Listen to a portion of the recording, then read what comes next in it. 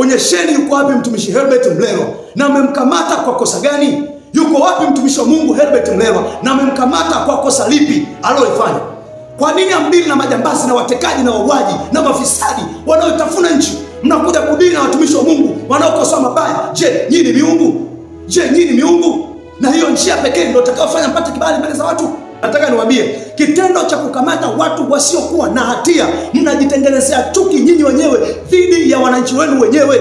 Mnajitengenezea chuki nyinyi wenyewe dhidi ya wananchi mnaowatawala. Kitendo cha kukamata watumishi wa Mungu, watu wa haki, wanaoombea taifa, wanaokemea mabaya, wanaosimamia mema, wanaopinga mabaya dhidi ya taifa, mnajitengenezea chuki. Biblia inasema kama unataka kibali kwa watu, tenda mema. Hautapata kibali kwa kukamata watu, hautapata kibali kwa kutawala watu kibabe, hautapata kibali kwa kuteka watu, hautapata kibali kwa kukamata watu, hautapata kibali kwa kunyanyasa watu, kwa kuonea watu, kwa kutumia nguvu ya dola kwa kukamata watu wanaopinga mabaya. Hautapata kibali. Daima unaongeza chuki na hasira ya Mungu itakuwa juu yenu, juu ya utawala huu, juu ya wenye mamlaka wote mnaotawala nchi, hasa kipindi hiki ambacho watu wanaonewa, watu wanatekwa, watu wanalia, watu wanakamatwa hovyo. Lakini wakijitokeza watumishi wa Mungu wanapinga uonezi, wanapinga kuteka hovyo, wanapinga kukamata watu, wanapinga mauaji, mnawakamata na wenyewe mnawapeleka magerezani, mnawakamata mnapeleka usikojulikana. Nataka niwaambie, mnaongeza hasira katika kikombe cha Bwana na mnatengeneza chuki dhidi ya wananchi wenu wenyewe. Mnatengeneza chuki dhidi ya wananchi wenu wenyewe. Lakini pia kumbukeni, neno la Bwana linasema auaye kwa upanga atakufa kwa huo. Yoyote auaye kwa upanga atakufa kwa huo. Ndio leo unajiona uko juu kwa sababu ya mamlaka, kwa sababu ya cheo ulichonacho, unajiona uko juu, hakuna mtu akufanya chochote. Nataka nikwambie, yupo Mungu anayetawala juu ya mbingu, yupo Mungu anayetawala juu ya mamlaka zenu, yupo Mungu anayewapa hiyo pumzi, yupo Mungu anayetawala juu ya mamlaka zenu hata kama amenyamaza. Lakini nataka niwaambie, auaye kwa panga atakufa kwa huyo. Atekaye watu, akamataye watu pasipokuwa na sababu za msingi, naye atakufa kwa njia hiyo hiyo.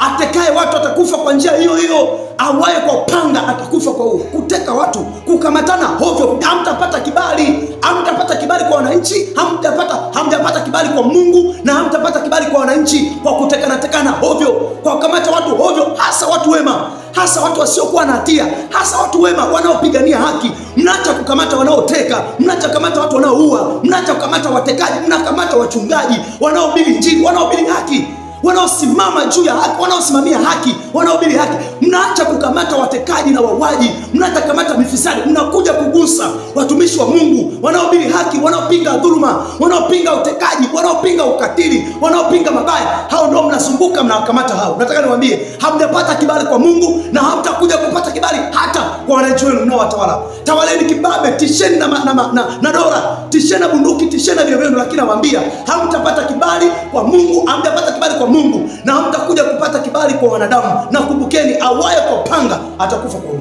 Njia hiyo unayotendea ubaya leo, mtu wa haki asiyekuwa na hatia, njia hiyo Mungu atakuja lipe. Leo unajiona uko juu kwa sababu ya cheo. Leo unajiona uko juu kwa sababu ya kinafasi ulichopata kwa dakika chache.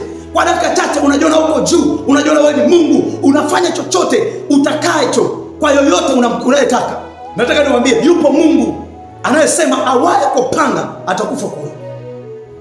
Katika Mathayo sura ya 26 na ule mstari wa 52, Biblia inasema, ndipo Yesu akamwambia, rudisha upanga wako mahali pake, maana wowote waushikao upanga watangamia kwa upanga. Yesu anamwambia Petro, rudisha upanga mahali pake, kwa sababu yoyote anayeshika upanga dhidi ya mtu mwingine, na yeye atashikiwa upanga vivyo hivyo. Mmegusa mboni ya jicho la Mungu, mmegusa mboni ya jicho la Mungu. Na wahakikishia enyi mamlaka, na wahakikishia watawala, na wahakikishia mnagusa mboni ya jicho la Mungu, mnagusa mboni ya jicho la Mungu. Kwa kugusa watumishi wa Mungu, mnagusa mboni ya jicho la Mungu. Hamtapata kibali kwa kutenda ukatili, hamtapata kibali kwa kukamata watu na kuwapeleka kusikojulikana na bila kusema makosa yao ni nini. Watumishi wa Mungu wanahubiri neno la Mungu, wanakataza mabaya, wanapinga uovu, wanapinga kuoneana. Mnawakamata hao, mnaacha kudili kuhangaika na kutumia nguvu kuwatafuta wanaoteka watu na kufanya ukatili dhidi ya binadamu. Mnashindwa kuhangaika na mafisadi na majambazi na majizi, mnahangaika na watumishi wa Mungu wanaohubiri neno la Mungu. Nawaambia, mnagusa mboni ya jicho la Mungu Kutenda hayo mnagusa mboni ya jicho la Mungu. Nawaambieni jambo moja, tujueni jambo moja, awaye kwa panga atakufa kwa huo. Awaye kwa panga atakufa kwa hiyo. Chochote unachokipanda ndicho utakachovuna. Unachokipanda leo kwa mtu mwingine mwenye haki, hususan mwenye haki, unachokipanda dhidi ya mwenye haki ndicho utakachovuna. Mungu wetu halali wala sinzi. Mkifanya makosa mtakosolewa na watumishi wa Mungu ambao maisha yao ni yenye haki, amenyoka, lazima mkosolewe. Nyinyi sio miungu. Unakosolewa, unaenda kumkamata mtu kisa umekosolewa. Wewe sio Mungu kwamba ukosei. Mungu mwenyewe watu wanamkosoa. Mungu mwenyewe waovu wanamkosoa. Sema sio binadamu. Kama ndo njia pekee, mliona hii njia ya kukamata watu, kila atakayejitokeza na kukosoa mnamkamata, mnamteka, mnampeleka gerezani, mnamtesa, mnamhangaisha. Ndo njia pekee ya kuzima nuru. Na uhakikishia, tangu kuumbwa kwa ulimwengu nuru haijawahi kuzimwa. Nuru haijawahi kuzimwa. Na uhakikishia, nuru haijawahi kuzimwa kwa kutishwa kwa sababu ya nyinyi watenda mabaya mnaokataa kukosolewa. Nyinyi sio miungu. Na uhakikishia, nyinyi sio miungu. Awaye kwa panga atakufa kwa huo.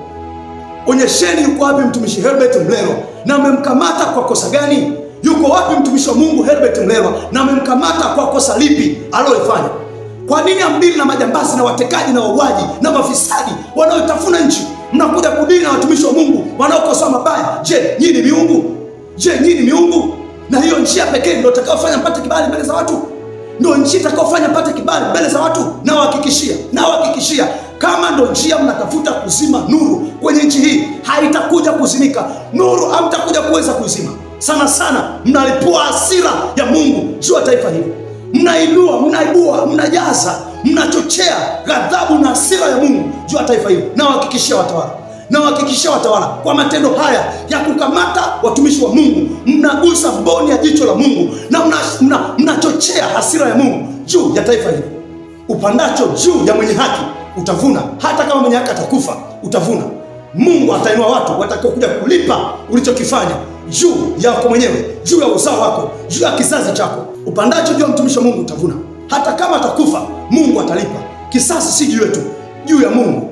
Mungu atakuja inue mtu atakayelipa yote mnayotenda dhidi ya watu wenye haki.